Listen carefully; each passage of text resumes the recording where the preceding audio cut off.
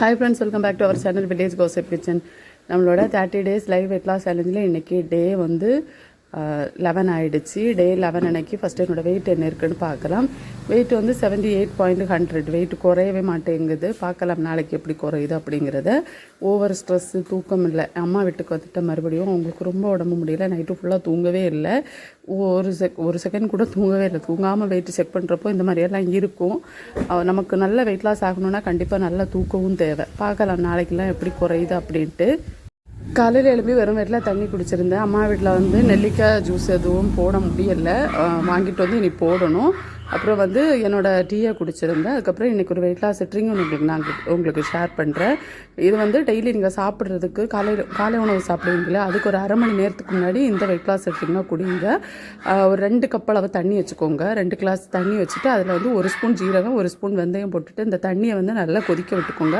தண்ணி வந்து 1 டம்ளராக சுண்டி வந்ததுக்கப்புறமா ஒரு பாதி லெமனை அடுப்பு ஆஃப் பண்ணிவிட்டு பாதி லெமனை பிழிஞ்சு ஊற்றிக்கோங்க. ஊற்றிட்டு இதை ஆற வச்சுட்டு ஒரு மிதமான சூட்டை, நம்ம இந்த டீ காஃபி எல்லாம் கொடுப்போம் இல்லையா, அந்த மாதிரி ஒரு சூடெலாம் வந்து நீங்கள் குடிக்கலாம்.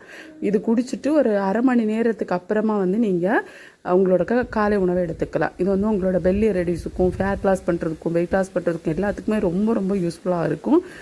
மஸ்ட் ட்ரைன்னு சொல்லுவேன். இதுக்கு முன்னாடி இந்த வீடியோ இதை பற்றியெல்லாம் நான் ஷேர் பண்ணியிருக்கேன். உங்களுக்கு நல்ல எஃபெக்டிவான ஒரு வெயிட் லாஸ் ட்ரிங்க். ஸோ கண்டிப்பாக ட்ரை பண்ணுங்கள். அடுத்த பார்த்திங்கன்னா காலை உணவுக்கு வந்து கொஞ்சம் கொண்டக்கடலை கிரேவியும், அது கூட வந்து ஒரு முட்டை ஆஃப் ஆயில் போட்டுட்டு அது கூட வந்து ஒரு பாதி வெள்ளரிக்காவும் வச்சு சாப்பிட்ருந்தேன். இதை தான் இன்றைக்கி காலை உணவுக்கு எடுத்திருந்தேன். நீங்கள் 3 வேளை உணவு எடுக்கிறப்பவும் ப்ரோட்டீனும் ஃபைபரும் இருக்கிற மாதிரி பார்த்தீங்கன்னா உங்களோட வெயிட் லாஸ்க்கு வந்து ரொம்ப ரொம்ப நல்லது. ப்ரோட்டீனுக்கு முட்டையோ, பருப்போ, கொண்டக்கடலையோ இந்த மாதிரி ஏதாவது எடுத்துக்கலாம். இல்லை வந்து பனீர், மஷ்ரூம் அந்த மாதிரி ஏதாவது எடுத்துக்கலாம்.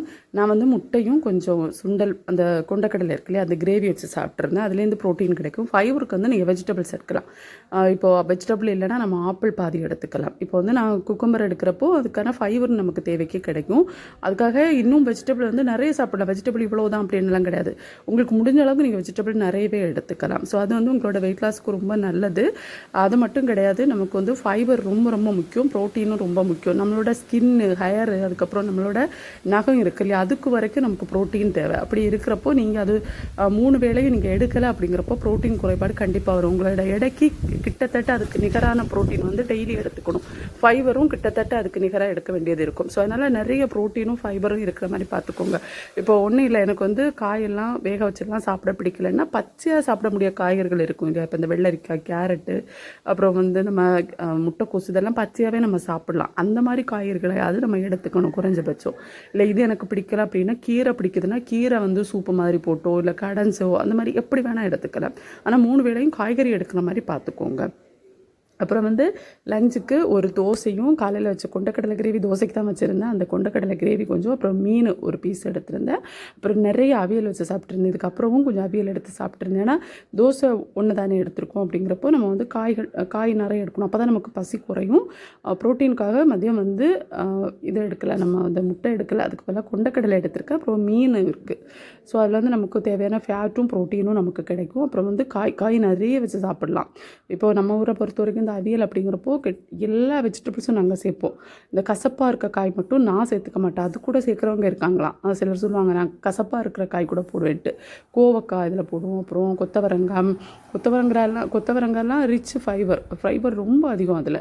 அதெல்லாம் நம்ம சாப்பிட்டோம்னா உடம்புக்கு ரொம்ப நல்லது. அப்புறம் கத்திரிக்காய், அப்புறம் வந்து புடவலங்காய், வெள்ளரிக்காய், இந்த மாதிரி, அப்புறம் இந்த சவுச்சோ கூட போடுவாங்க. சவுச்சோ இருந்துச்சுன்னா சவுச்சோ போடுவோம். அப்புறம் வந்து இதில் சுரக்காய், இது மாதிரி எல்லா காய்களும் போட்டு தான் இந்த அவியல் செய்கிறது. அப்போ நிறைய மிக்சட் வெஜிடபிள்ஸ் வர்றப்போ அது சாப்பிட்றப்போ நல்லது. அது கூட வந்து தேங்காய் சேர்க்குறதுனால நமக்கு குட் ஃபேட்டும் கிடைக்கும்.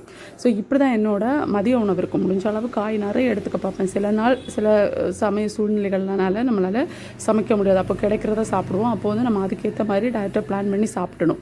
வேறு வழி கிடையாது. முடிஞ்ச அளவு நல்லா சாப்பிடணும், அவ்வளோதான். அதாவது பசி அடங்குற வரைக்கும் காய்கறிகளாக சாப்பிடுங்க. கார்பை குறைங்க, அவ்வளோதான் சொல்லுவோம். கார்பு எந்த அளவு நம்ம குறைக்கிறோமோ அந்த அளவுக்கு எனக்கு வெயிட் லாஸ் ஆகும். அதுக்காக கார்பு எடுக்காமல் இருக்கக்கூடாது, எடுக்கணும், குறைவாக எடுத்துக்கணும்.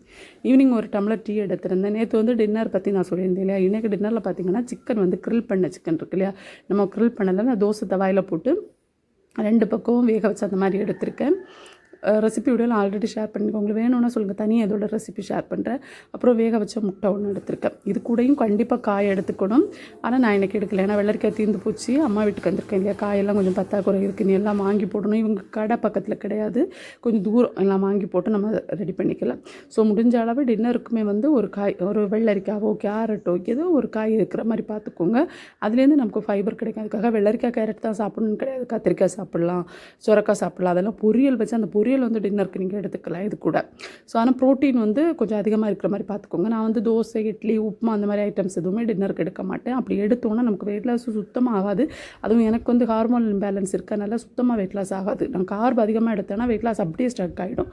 அதனால தான் நான் வந்து மோஸ்ட்லி அந்த கார்ப் அதிகம் எடுக்கிறது கிடையாது. அவ்வளோதான். இதுதான் இன்றைக்கி என்னோடய டின்னருக்கு நான் எடுத்திருந்தேன். ஸோ அந்த வெயிட் லாஸ் ட்ரிங்க் பற்றி சொல்லியிருந்தேன் இல்லையா, அது வந்து நீங்கள் காலையில் வேணும்னா காலையில் எடுக்கலாம், இல்லைனா டின்னர் சாப்பிட்றதுக்கு முன்னாடி வேணும்னாலும் எடுத்துக்கலாம். இது உங்களோட வெயிட் லாஸுக்கும் ரொம்ப ரொம்ப ஹெல்ப்ஃபுல்லாக இருக்கும். கண்டிப்பாக ட்ரை பண்ணுங்கள். இதுக்கு முன்னாடி ட்ரை பண்ணவங்க இருக்கீங்கன்னா கமெண்ட்ஸில் ஷேர் பண்ணுங்கள். அடுத்த வீடியோவில் சந்திக்கலாம். பாய் ஃப்ரெண்ட்ஸ், தேங்க்ஸ் ஃபார் வாட்சிங்.